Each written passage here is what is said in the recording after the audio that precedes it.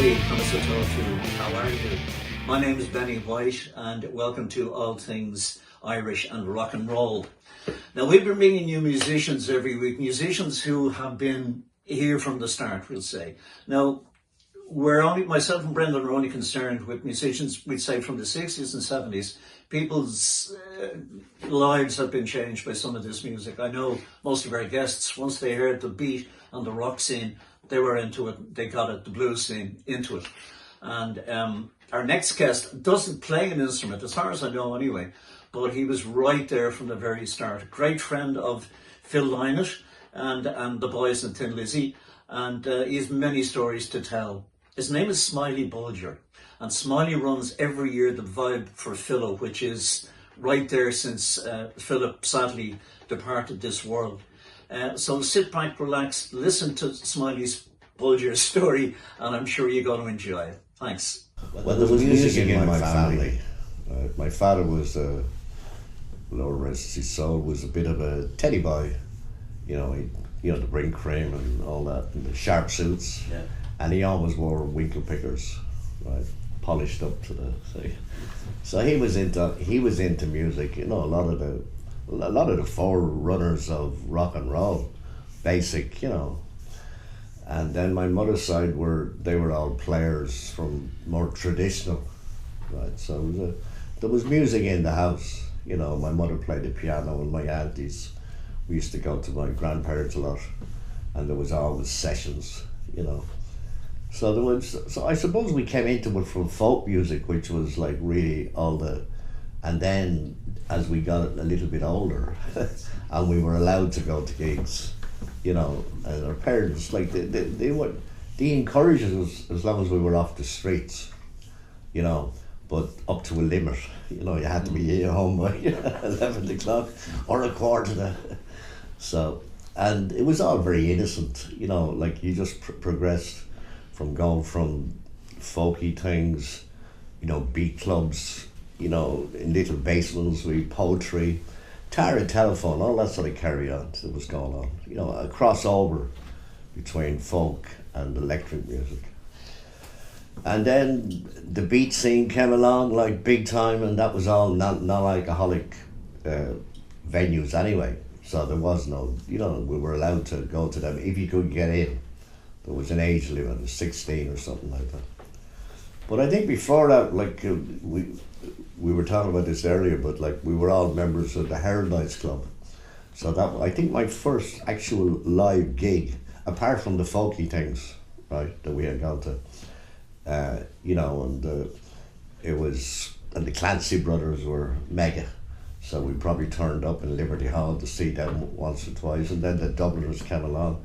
And then all of a sudden the whole thing with the Beatles and the Rolling Stones and the Manchester thing happening in England, then Ireland just took off, and these beat clubs, as they were called, sprung up. And when the first one sprung up, then everybody else, you know the way Ireland is, like some guy gets a good idea, the old showman mentality, and everybody sort of, you know, copy suit. I think the first place was Sound City on the Keys. Correct. I don't know who the entrepreneurs behind that were. I think Michael Ryan and his sidekick, they used to play in, what was it? What was their band? Full Circle or something like that? No? Full Circle. I'm not sure.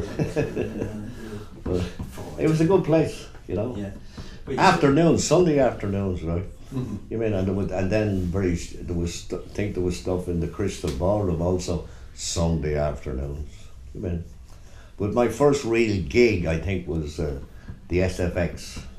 I mean, for a mixture of show bands, and I can't remember. I think it was Ditch.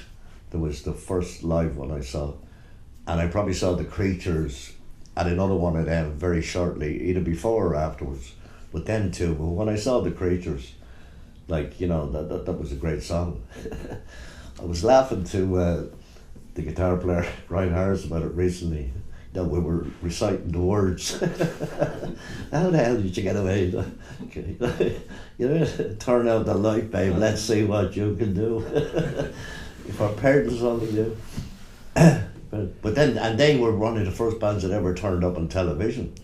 That's right. and like it started a whole new trend. You know, it was great. Like grow your hair long. You know, not even the old man improved of that one. Yeah. Because he was a brick cream boy. So name a few of the clubs that you would have frequented. Frequented once they started. Well, there was Sound City, which eventually became Arthur. The Go-Go was like, you know, I don't know where that. I think Uncle Bill might have had the 72 club before that. And then there was the Flamingo around the corner, and then there was the apartment, all in, you know, like this is all Abbey Street or Collins Street direction. There was a few up around there was the Scene, right? God, there was, you know, there was the Moon and Rouge, there was the Five Club. These all just sprung up like mushrooms, right? And there was, because of that, there was a whole new bunch of DJs were needed and a whole bunch of bands. And then bands just came out of the woodwork as well. Or they were already there, you know, rehearsing in their garages, but at least they had some place to play. And, you know, and there was a lot of bands coming down from the north, right? They were probably, you know, like we were always very impressed because these guys had arrived down with Marshall amps and the best of equipment. And then John Ryan put in that wonderful system, which was built by Frank Boyland, into the Club of Go-Go, and that set it a new standard, you know, like in house PA, because Frank was who played with the Creatures, bass player. He was a little wizard, you know, way before his time and all that technology stuff. He used to make everything, you know, and he built a beautiful system there, and it was a great place to play, and it was a great place to. Especially for the disco, boom, boom, boom. And there was all that mad music that we were into, you know, like there was the influence of it, which was basically American or English, but the American soul music was massive at that time. And then Tamla Motown, all that sort of carry on, you know. Like, you know, you didn't get too many bands copying it, but there was a lot of influences came into the music that people were creating at that stage, you know. Of all people who started me in the business was John McColligan, as in Diddley Guy, Riverdance, right? I used to work in a cloakroom, right? Place on Mount Street. It was a place down there. It was a place there. One of the very few. It was dance. It was disco, right? Danny Hughes, Stevie Bolger were running a gig, and I had them. I had the franchise on the cloakroom and the Miller Bar. And these guys were there. But it was John McColligan got me to do the interval up in the Green Lounge, if you remember that place, on Stevens's Green, right? He was up there a couple of nights a week, Sunday night and Wednesday night. And that's where so I always had to do was warm up for him before he arrived. He was a cameraman in RTE, so he was sometimes late, right? And that's where I started. And then he taught me about my technique, right? And so I was hanging around with him. He used to give, I think, he was doing Ternier, don't know if it was tennis club or cricket club. Right, because there was a whole scene going on in the local. You know, you had the CYMS in Fairview, you had the John of Gods from the drum, you know, on Grace Park Road. You know, so there was. This is even before the bloody well beat groups, and then simultaneously at the same time, they were both still existing. Right, and I used to warm up for him, and I think on a Sunday. I used to do warm up for him and do the interval up in Ternier, and for that I got £1. Right? Now that's 3 currencies ago, right? And that's a hell of a lot of money, right? £1, because I was serving my time as a cabinet maker, and you probably started out with about, you know, I don't know, 7 to 6 a week, then you move up to 9 bob or something like that, and you know, go on. By the time you're finished, you're probably getting £7 or £8 a week. Yeah. Like a fully qualified tradesman was getting about £14 or £15 a week. That was big money. It was all the cover bands, like the Strangers and the Vampires, and you know, Bylaws. Yeah, they were a big draw. Them was, you know what I mean? They could, you know, and there was work. Like the amazing thing about it was people were working 3-4 nights a week. Sometimes people were playing 5 nights a week, and Sunday twice on a Sunday. You mean? Yeah. But that didn't last very long either, because from the beat clubs, you know, came the nightclubs, and there was a whole different vibe of it. I think that's where the separation came, right? Very much so, because one group of people went MOR, right, and the other group of people went, okay, let's give this a bit longer. Let's give this a little bit more time, as opposed to just money. I mean, and they're the ones who created, you know, something. Nothing wrong with the MOR bands, you know, same with the DJs. Some of them started going into, you know, well, there was pirate radio before there was mainstream, but a lot of them got swamped up in that, you know, which changed as the years went on. In the good old days, at least they could bring in a bag of records and play what they liked. Now it's all on the computer. And that's the other thing about the business, there's no telling who's going to make it. How many brilliant bands have I seen in my lifetime, right through not just the 60s, but the 70s, the 80s to the present day. But Eamon Carr said a beautiful thing at the 10th anniversary Vibe, which was 1996, on stage, when he did a mad sort of, you know, he wrote a poem, wrote the poem as he was performing, and then read it out to this band from Manchester called Toss the Feathers, traditional thing, right? And he said, what was happening then is happening now. Right? And it is, because look at the talent that's coming up, the young people, right? I know loads of guys like Conor McGowan, the last big one out of here. Like, I've watched that kid from the time he was 11 or 12. Now he's playing in some big heavy metal death band. You know, music that is like, it's just weird stuff, right? And the band he's in, it's really crazy because it's nearly orchestral. They have all these lovely, and then all of a sudden it goes, it's like, the fuck, what is this? But it's like, you know what I mean? It's like one of them sort of, you know, Pink Floyd or, you know, Colosseum mixed up with death metal. If you can get your head around that one. I can't, they have some strange name, Xanax or something like that. Xanax. You know, like, but, you know, he went from here, he did the auditions. The guitar player decided he didn't want to tour anymore. He did the audition and he was the best. He got it. Because, like, you know, he's just too good. On Gun Magazine, God, I'd forgotten about that one completely, right? Like, I don't know how that happened, but it did happen, right? Gun Magazine. It's, I suppose it's a part of the continual progress, you know, that was happening at the time. Stevie himself did that one for a fair few years. I think it was only every 2-3 months. It wasn't, you know, don't know how many issues there was. But I suppose, yeah, we were all in, like, I used to write, you know, I used to like to write, and I still do. You know, I write every day, not necessarily, you know, I'm not writing a book or anything, but I just write as a form of therapy and something I picked up in art school, which I went to late in life, you know. And it's a great way for setting up your day. But we did that one, yeah, and I also wrote for the Musical Gazette and Spotlight, and it did stuff for the Melody Maker in its day, you know, like every, you know, when someone was in town, they'd say, go and interview, blah, blah, blah. Steel Eyes Span, I think I did one time, and Donovan another time. He was living down in a big castle down the country.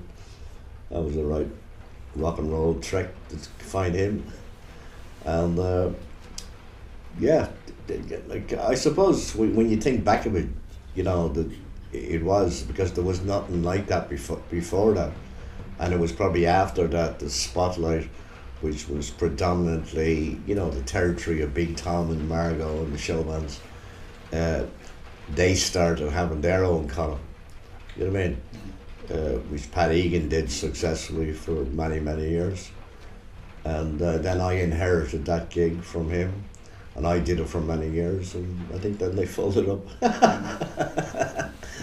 Well, it was a great help. It was very, like, it was only one page, you know, within probably 48 pages of magazine. There was only one page. At one stage, if it was a big story, it might get, you know, to 2 pages. And long interviews, you know, like Horslips and Tin Lizzy and Planksty and people like that. You know what I mean? You know, again, the tide was shifting from people, you know, as they learned a few more tricks, you know. Management was always a difficult one in Ireland. You know, not many people had them skills. That's why they say that the business never came to Ireland until, you know, U2, you know, who decided to stay here, you know, in the early days at least, set up their, why not operate from Ireland? I mean, you know, and talking about what was happening then and what is happening now, the last big one is Hosier. Like, that's a great start for anybody, you know, to have a successful album. There's a bit of the Van Morrison thing about that, because, you know, when Van did Astor Weeks, which he did in LA, but, you know, as an Irish, you know, as an Irish artist, it gave him a lot of financial security for next 10 years. He could do what he liked. You know, where the other bands like Horslips and Elmer Fudd, when they went away, and Skid Row and Granny's Intentions, when they went to England to try and make the big time, if you, like even Tin Lizzy, like, who were the most successful of them, it was album to album, you know. With Decade they got 3 albums, and then when they went on to Vertigo, I think they were very in great danger of being dropped before they came up with Jailbreak, which changed everything, you know. And you know, Brian will tell the stories of where they were, many a time they were about to pack up and take the boat home and just accept it, you know. It's, you know, it's a hard life. You know, it's hard to get a break, and, you know, you have to really, luck has a lot got to do with it, you know. And, you know, the right place at the right time. And I suppose wanted it, you know what I mean? Like, you know, and Skid Row probably got a pain in their bum from, you know, travelling up and down the highways and going to America and not really having, I've heard that story, so, you know, not having any money, no support from the record company. They want you to tour the album at your expense. And how they, and like Horslips, Lizzie in particular, and Rory, like if you go back, think back a little bit, it still happens today in another way. They would do their Christmas, the other Christmas tour before Christmas. I bet you if Rory and Philip were still alive, they'd still be doing it. And that's was like money in the bank. It wasn't just money for Christmas, it was money to keep them going when they went back on the boat on after Christmas, you know. And, you know, now it's, you know, people can do the old tree and keep them going for a year. As musicians don't do business very well. That's why you need other people to do it. But you can't approach music, even this day, with the thing, I'm going to make money. If you do that, that's your debt, right? Because you become, like, it just doesn't work.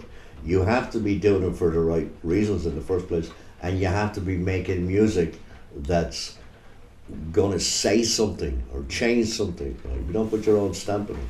Right? The music that I get often these days, even though I've had a long history in rock and roll, and with that, for me personally, without bass and drums, it don't work.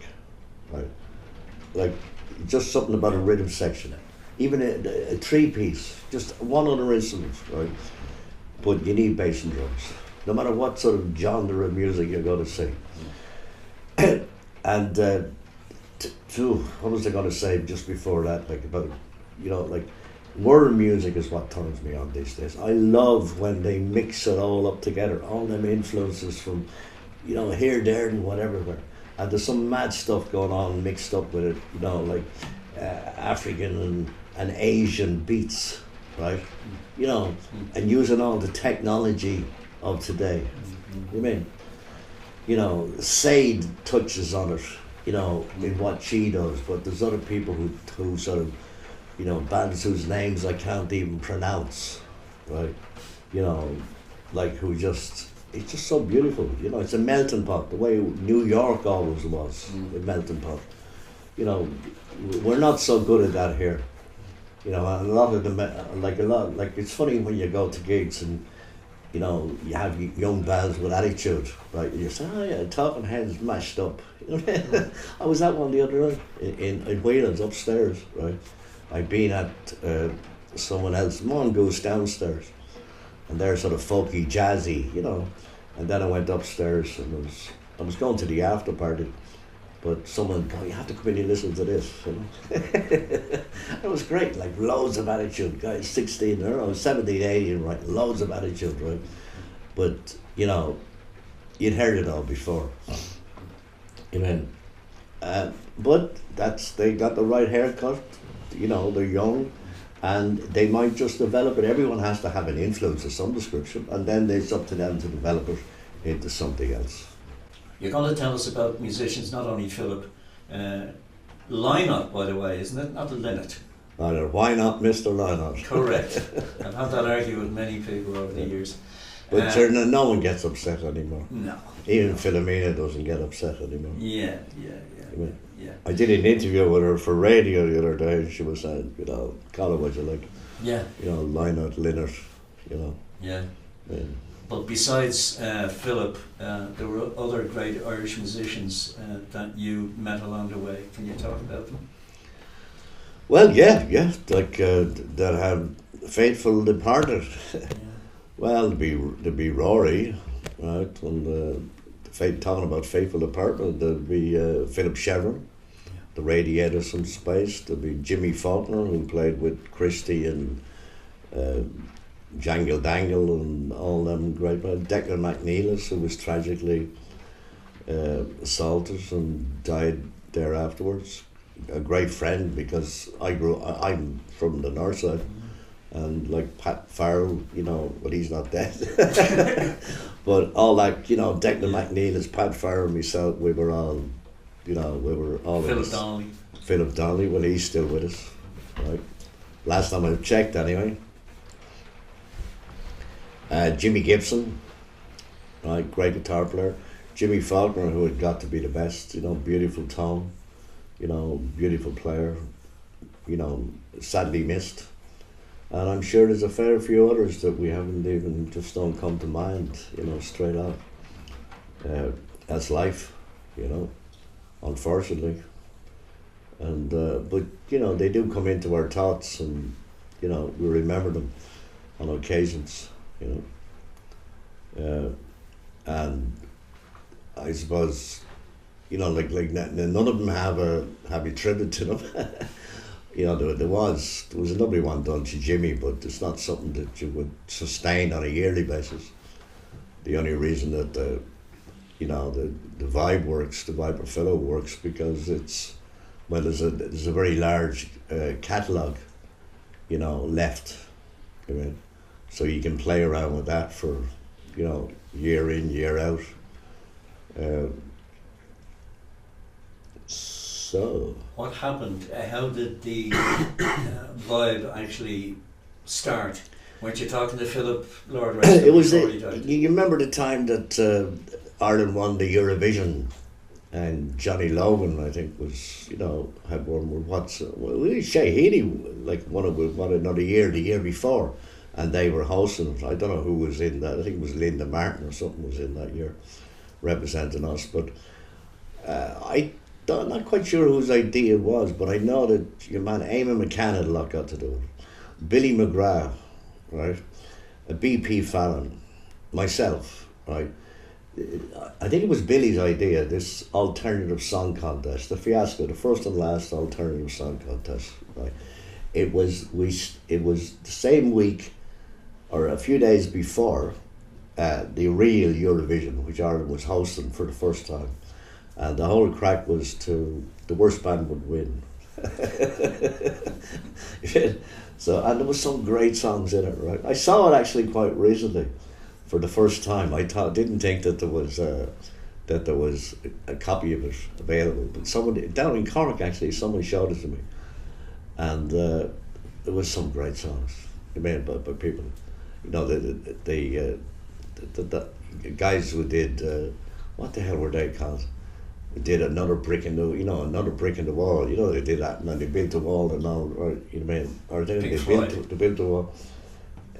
Mick O'Hare was in it, and Pat Courtney, the bass player. You know, yeah, Pat Courtney, the bass player. And there was another prick in the doll. All in all, it's another prick in the doll. And then there was, like, Billy McGrath's song was like phenomenal. It was like, behind every successful woman, there's a simpering wimp. You know, and another band called the Rubbers or something like that. Right? Oh, the Rubbers were probably the ones that did all that. Anyway, to cut a long story short, because that is a long story, I won, or my band won, but it was also my birthday. So I think they let me win. We were the Half Mad Irishmen, doing a mad version of The Mountains of Mourne. What About You, it's called. But Philip loved it, right? And he even went on to record The Mountains of Mourne with me in Tread Studios. I had a #1 hit single for about 3 weeks in Ireland, right, with that mad song. And I got to make an album out of it. But anyway, Philip loved the whole thing. He thought it was, because like Eamon McCann wound it up in the Sunday World. They were doing pages, right, following it up and everything. So it was a scam, really, that just took off, mushroomed, you know, and it all worked. And the place was stuffed and blah, blah, blah. But he loved it. And he did, and you know, it was a vibe, as BP would say, you know, which was very much a thing out of the 60s, you know, good vibrations, vibes, man, good vibes, you know, man. So it was right back to that old school art house, really, you know, making it up as you went along and mad things happening. It still happens today, you know, all the young kids are into it. But anyway, he loved it, and he said to me in the Bailey one night, himself and Caroline, we were having a drink, and I was showing him a book, because I had a scrapbook on this thing. There was so much, I still have the book, right? It was like, just, you know, just a laugh from start to finish. And he was signing the book for me. And he said to me, do a vibe for me sometime. Because it was a vibe, that alternative song contest. We never did it again, because you wouldn't have got it. It was so unique that you would not. If you were to try to repeat it on a yearly basis, it wouldn't work, you know. And little did I know that some years later, maybe 3 years later, that's exactly, you know, it didn't. The thing about the vibe didn't come back for a couple of years, you know, about the fourth one, but the first one was like 1 year mad. Basically, it was a group of people getting together in a pub, little snug, more than 15 people max, right, to remember him, man. And a lot of the thing that was in our hearts was like, oh, fuck this, you know, like, I picked this one up from my mother, which was like, she would never have us speak ill of the dead. And there was some right old rows in my family, both sides. But once they had deceased, one word, don't speak. You know, someone might say, he was a right old bollocks. Right? No, you would about an uncle or something. And she said, no, wouldn't have it. But, you know, when Jimi Hendrix and Janis Joplin and Brian Jones and a few other people died, right? It was cool, right? Even though they died from drugs or alcohol abuse, it wasn't really, no one really understood the effects and the harm that would come, right? So, but it was cool then, you know, young, you know, sort of like the outlaw, you know, the gunslinger, the guy that lives hard and dies with his boots on, right? And some of them did, you know. Jim Morrison was another one, right? Died with his boots on. in the band. It was cool, or sort of cool. When Philip died, you'd had Nancy Spain, you'd had the Sex Pistols, you'd had Johnny Rotten, and the press had turned a different way. And he was only fresh in his grave. I think they gave him about 3 weeks, and then they started. And the first one they dragged up was like Heavy Metal Header. And then it just continued. And it took the Irish laid off for a while, but then it got so big in the tabloids in England. That was the beginning of tabloid, you know, whatever you call it, really. And, you know, we were all sitting there at the first anniversary, and I think that's all the reason we were there, like, well, fuck it, you know, how can you, like, nobody chose to remember the man. Okay, he was a foolish guy. He was dead at 36, right? But he had left, you know, nobody. I only read one review, and it was in the Scandinavian papers, where it was beautifully written by a guy called Jorgen Hengström, a journalist, where he wrote a beautiful piece where he acknowledged the drug abuse, right, but he chose to talk about the man as an artist, the legacy of the music. And that's where we started, and then, you know, like the next year we all had such a good time that night, right? It was Jim Fitzpatrick, Philip Sherman was there, Eric was there, Brian was there, other people, a couple of roadies and things, and we all had such a lovely evening. I don't know what we did. We just drank and told stories and read a bit of poetry, and somebody might have played an old tune or two on the acoustic. We decided we would meet again next year, and so we did. And that was a little bit, a few more people, word of mouth, right? Which was the way it was done them days, you know, like all the legendary gigs back in Morris Hotel. Like Philip would ring me up on a Tuesday, he'd arrive in on a Wednesday, we'd do the rounds of the pubs, we'd go into, you know, the Bailey and McDade's and Neary's and the Capitol Bar, which is now the bloody well, you know, the Zodiac Capitol Bar, which is now Brussels, and we'd probably finish up in whatever place was selling cheap wine at, you know, I don't even know if the Pink Elephant was still there or had started up, but it was there. And we just, and we'd rehearse in the afternoon, that afternoon, we'd rehearse, grabbed who's around, if he hadn't got Eric or Brian or somebody with him, or Scott, you know, Robbo was around, if he was, not Jimmy Faulkner was one of his favourite guitarists, you know, grab Jimmy, you know, Brian would probably be here, play drums, had a bass player, then, you know, you might have a second guitar player or not, right? And we said, you know, and it was all done by word of mouth. And they would, some of them gigs were like, you know, phenomenal. You know, especially that one there's where the spotlight blew the, you know, he was doing a gig just before Daily Mount, before the Daily Mount thing, and it was his birthday, and he did that one. We had a gig penciled in for Morris Hotel, and I don't know, somebody in Spotlight, I think it was Michael Kiley, heard about it, and he splashed it all over the front pages. And when Philip came down to rehearsals, it was like, you know, there was a queue already forming at 2:00 in the afternoon. So we had to cancel it. And then the Boomtown Rats arrived on the scene, because they were also on Daily Month. And Geldof came down to give me a copy of the first single, Looking After Number One, where I'm on the B-side. It was recorded in Morris Hotel, barefooting, you know, and I go, you know, ridiculous gig, and Morris will never be the same again. So he arrived down, and he sort of said, okay, fuck this, gets an old poster, writes on the back of it, Looking After Dublin, tonight, the Boomtown Rats. And, you know, and Philip came back a bit later for some reason. He went up to his hotel and he came back and said, you know, like, because we told everybody outside, the gig is cancelled, go home. So we were hoping that they would go home. But then Geldof, you know, changed all that.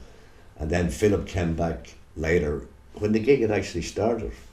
I don't know who. Rob Strong was the main band for the night, so he just became the support band. Like if Philip decided to do a gig, an impromptu gig in Morris Hotel or the Bag It In, the main band would become the support band. But they still get more money than they were doing their own gig because the place would be stuffed. But Philip came back that night and he was like, fuck this, not having that, you know. So he gets out there, you know, grabs a bass from somewhere, went out there, and the place was like that. And of course, Monday morning, management, Mr. Bolger, come and see his place. I think they gave us notice after that, you know, so many weeks to wrap up. You know. That was very successful though, wasn't it? That was a great gig, yeah. Because I don't have a great memory, even though you're after prodding my memory a lot this afternoon, but I never stopped, if you know what I mean, right? From the time I stepped in, my finger was always somewhere, so I went from, you know, working in the cloakroom and selling Millers, right, to being a relief DJ, to doing gigs of your own, and then doing journalism and publishing your own magazine. And somewhere along the way, I sort of started running gigs, right? Because you had more, you know, I always liked I had gigs, I had a venue from, say, Morris Hotel on, right? Even before it, I think I ran the 72 Club for Uncle Bill at one stage because he was working in the, in the Independent across the road. He'd be in and out, but I was I was looking after it. So I learned a lot from him. And then I always liked places where, you know, it was set up, your own PA, you know, your own stage, put up some nice lights, nice curtains, you know, give it a bit of atmosphere. And, you know, I ran Slattery's at Cable Street very successfully for a long time, right? You know, it was a change over from, you know, same story, change over from the folky thing, but we always kept it going. I mean, it was, in the end, Slattery's, everything was going on there. You mean, like Jimmy McCarthy one night, it could be, you know, the Elite the Elite, who were a tribute to Tin Lizzy, they did a run there, like, on a Friday nights, and it was like, you know, sold out every 3 years in a row or something, non-stop, right? Talk to Strangers used to play there. That was all after Lizzy, you know, with Brian on it, Joe Stalton, you know. Jimmy Gibson was in a band that used to play there. Christie used to even come in times and, you know, come back and do things from time to time, just low profile things. Chieftains, everybody. That was another great place, you know. And look what they did to that. But you've never stopped working, never. Well, I have. Like now, you know, at 68, I'm sort of, you know, I think when I got to 60, you can say what you like, but, you know, it's very important to act your age, right? But I found that, like, at 50, I was at the height of my career because I was on television that time doing the Beatbox, which is another one, something I never wanted to do. I did pirate radio before, you know, I never went into mainstream radio, probably because, you know, well, I was doing gigs anyway, you know. And, you know, I was promoting gigs, so didn't really... And I was doing DJ, but that in a beautiful way. I think you asked me about that earlier on. It was like you were warming up for the band and you were doing the intermission. And then you were coming out of it with some nice, appropriate music, you know. So it's a much nicer gig than doing, you know, full-on disco, you know what I mean? Because, you know, you're being respectful to what's coming after you, but you can still have a lot of fun, you know, with good music, right? And the night bus are coming on, for example, right? You know, how do you warm up for night bus? It was easy with Step Aside. You know, and there's another one we missed, Paul Ashford, beautiful singer, comes up in conversation all the time, right? You know what I mean? You know, so I, like at 50, I was at the height of my career. By the time I was 60, you're starting to, you know, And by the time you get to 65 or 66 and you get your bus pass and what have you, you have to pace yourself. And that's what I'm working on another vibe, which is the 30th. It'll be over by the time you broadcast this, but might be the last one. Like, where do you go after 30 years? Plus, we're all getting a bit older. Like, Philomena is 85. I'm 68, right? And, do you have any regrets? Yeah. Yeah, I probably do. I probably should. Well, I suppose it's all got to do, there's a reason for everything. And I didn't have a great education. I spent a lot of time, from the time I was about 8 until I was my early teens as a resident of Temple Street Hospital. They were very good to me, and I've done many a gig for them afterwards, charity gigs. But I was a resident there with complications, So I never got a good education, and that was a pity, because I was booking bands from Dennis Desmond's when he was in university in Wales, I think, doing business studies. I got Kate Bell out of him. I got Eddie in the Hot Rods. Got all them early sort of.